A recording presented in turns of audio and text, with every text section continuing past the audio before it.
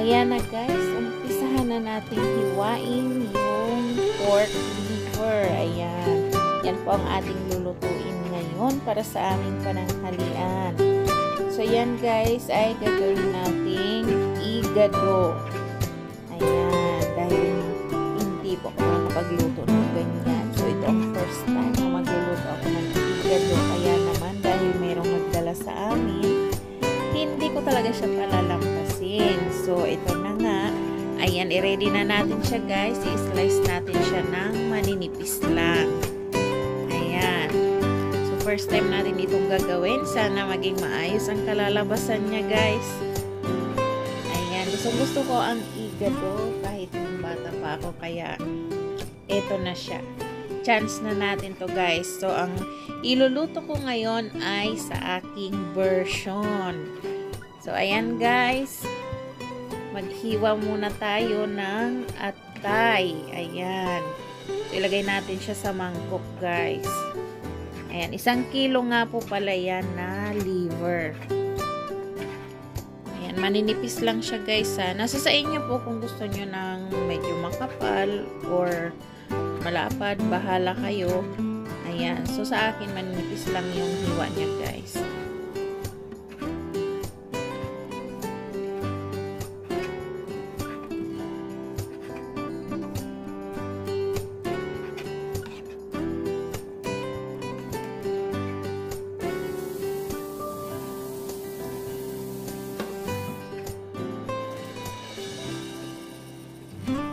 So, ayan guys, patapos na tayong maghiwa. Ayan, after nating i-slice yan, i-set aside muna natin. Ngayon naman, ay hiwain natin yung patatas guys. Ayan. So, ang ginamit ko pong kutsilyo ay yung may design na. Ayan. So, maliliit lang na hiwa guys. Yung hiwa talaga na pang igado. Ayan, inuna ko muna yung patatas. Ayan, bali 3 piraso siya guys. Medium size na patatas. Ayan, hiwain lang po natin hanggang maubos yung 3 pirasong patatas.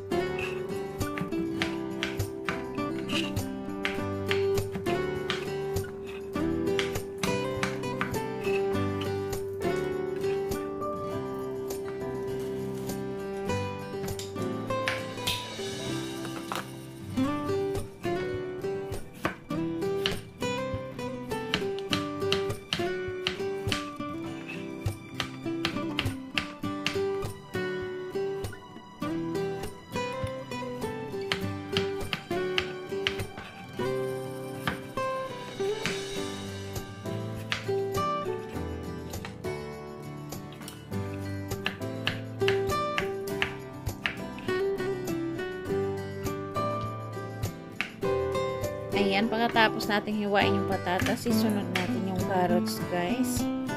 Ayan, so pinagtatlo ko pong hiwa dahil maano siya, mahaba. Ayan, so hiwain natin kapareho ng paghiwa natin sa patatas guys. Ayan, 3 piraso rin na na carrots yan. 3 or 4 na piraso guys. Nasa sa inyo po kung gusto nyo lagyan ng maraming gulay. Ayan.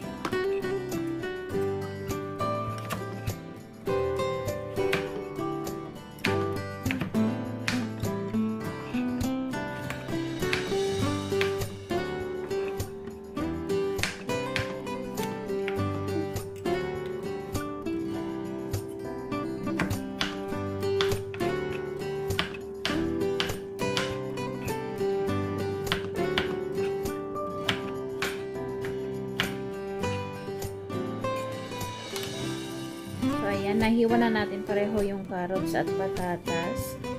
Ayan, timplahin naman po natin yung liver. Ayan, lagyan natin siya ng onion powder.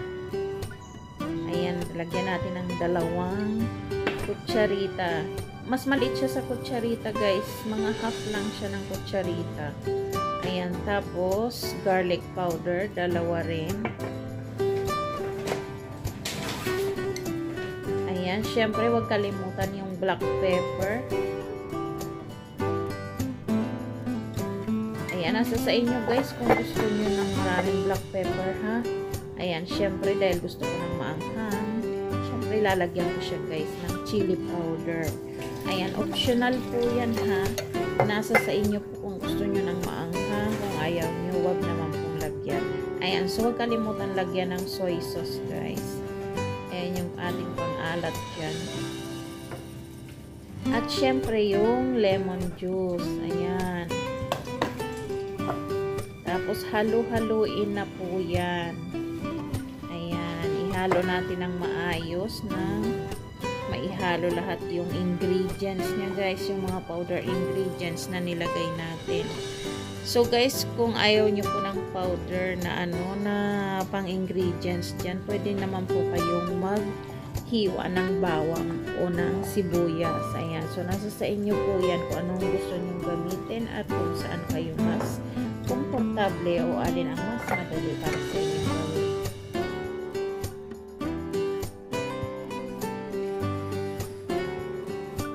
So, umpisahan na natin. Ilagay na natin yung mantika sa ating paglulutuan. Painitin muna natin siya. Ayan, check natin kung medyo mainit na guys. Ayan, so medyo okay na. Ilagay na natin yung ating garlic o bawang. Ayan, halu-haluin yan guys.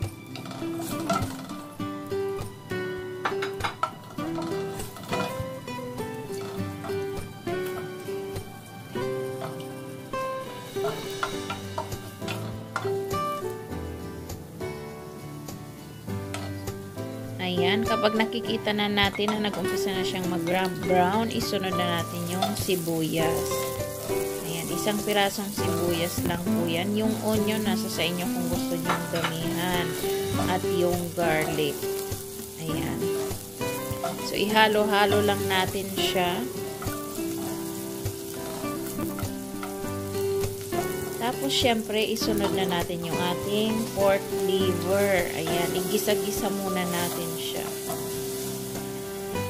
Ayan, mas masarap guys kapag maigisa nyo muna yan sa bawang at sibuyas. Ayan, para patayin niya yung lansa-lansa ng liver. So, kailangan maigisa muna siya, maluto muna ng konti. So, hayaan muna natin siya dyan na ganyan. Ayan. Siyempre, huwag kalimutan lagyan ng pork cubes. Ayan. So, ihalo natin siya, guys.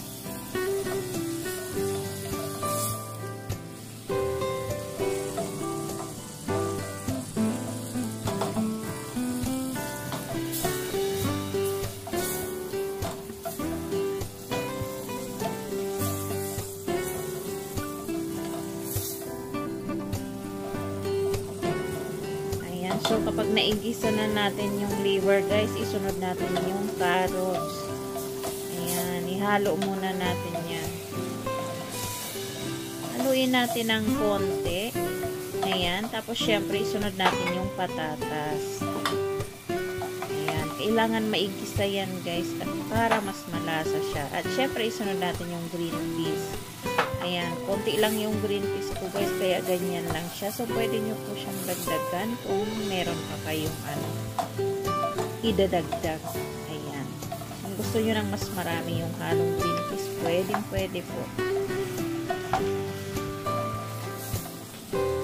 Ayan, ihalo ng maigi yan. Ayan, para mag-absorb yung lasa niya guys sa gulay.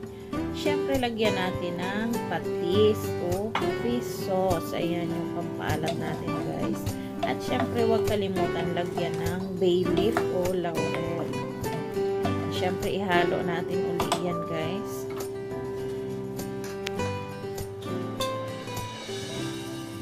Ayan, so dinagdagan ko ulit siya ng paminta. Ayan, sa inyo po kung gusto niya ng medyo madami yung paminta, pero kung ayaw niyo naman po, pwede niyo nang i-skip yung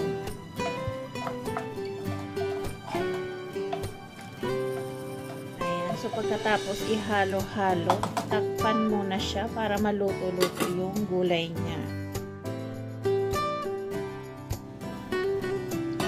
Ayan guys, pagkalipas ng ilang minuto, tingnan na natin. Ayan, madali lang pong lutuin yung carrots at yung patatas. Ayan. So nilagyan ko siya ng konting mainit na tubig guys. Ayan, para maluto-luto po siya ng maigi at medyo meron siyang so, eto na nga, napakuluan na natin siya guys ng mga ilang minuto pa. Ayan, haluin ko. Ayan, halo-halo natin yan. Dahan-dahan lang para hindi masyadong madurog yung patatas at yung carrots. Ayan guys. Ayan, kung gusto nyo palang lagyan ng atswete or kung anong pang kulay dyan na medyo mapula guys, nasa sa inyo po yan, pero ako hindi po ako naglagay. Ayan, ganyan lang po yung version ko.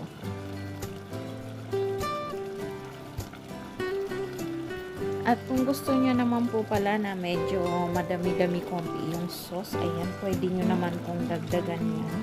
Pero ako kasi mas gusto ko yung tamang-tama lang.